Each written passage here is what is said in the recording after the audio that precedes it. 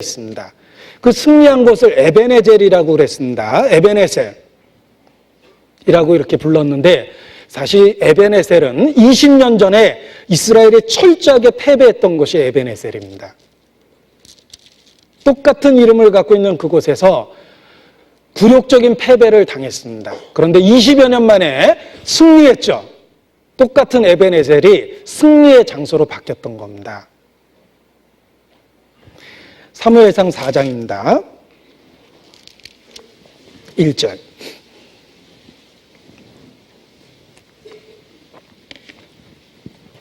사무엘의 말이 온 이스라엘에 전파되니라. 이스라엘은 나가서 블레셋 사람과 싸우려고 에벤에셀 곁에 진치고 블레셋 사람은 아벡에 진쳤더니 이때 완전하게 패망했습니다.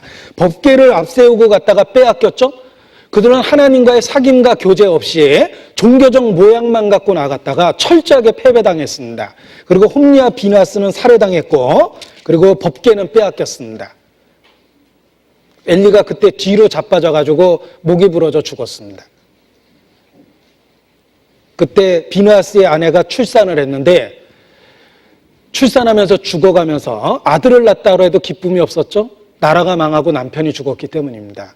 이가봇이라고 소리치고 죽었습니다. 영광이 떠났다는 뜻이에요. 이가봇이라는 말은 이스라엘 역사상 가장 비극적인 말입니다. 법궤를 빼앗기고 남편이 죽었고 나라가 망했습니다. 이가봇입니다. 그 이가봇의 수치스러운 역사가 있었던 것이 에벤에셀인데 그곳에서 20여 년 만에 승리했습니다. 왜? 회개가 있었죠.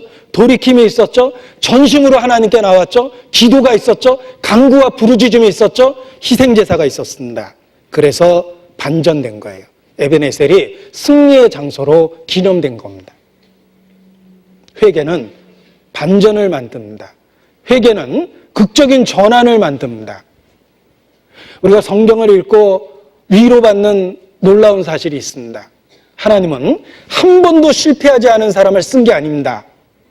실패했다 하더라도 돌이킨 사람을 쓰십니다. 하나님이 한 번도 실패하지 않은 사람을 썼다라고 하면 우리의 불행한 과거가 우리에게 엄청난 열등감과 포기하려는 마음을 만들어냅니다. 그런데 하나님은 한 번도 실패하지 않은 사람을 쓴 게 아니라 돌이킨 사람을 쓰셨다는 거예요. 예수님을 3번이나 부인했던 베드로를 쓰셨습니다. 왜? 돌이켰기 때문에. 돌이켰기 때문에 인생 반전이 된 거예요. 마가 바울의 사역을 용기 있게 전도 여행을 쫓아나갔지만 너무 힘들었습니다. 중간에 돌아왔어요. 처절하게 실패했죠?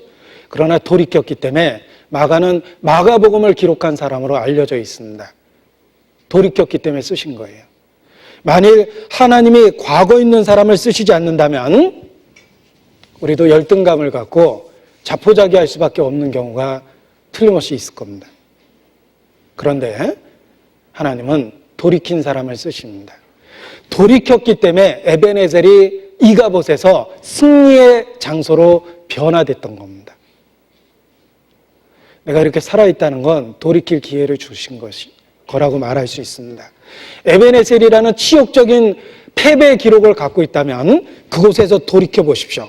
일어나서 하나님의 이름을 부르고 하루를 살아도 주 안에서 살겠다고 결심하고 부르짖고 십자가를 의지해 보십시오. 인생 반전됩니다. 에벤에셀이 승리의 장소로 기념되기 시작합니다. 이제 에벤에셀은 승리의 장소로 기념되기 시작했습니다. 사무엘은 돌로 기념비를 세웠습니다.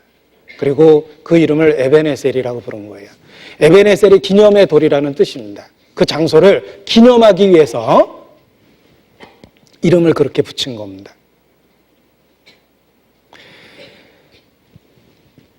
그 사실을 기억하고 기념하기 위해서 돌을 세운 겁니다. 자, 보십시오. 사무엘상 7장입니다.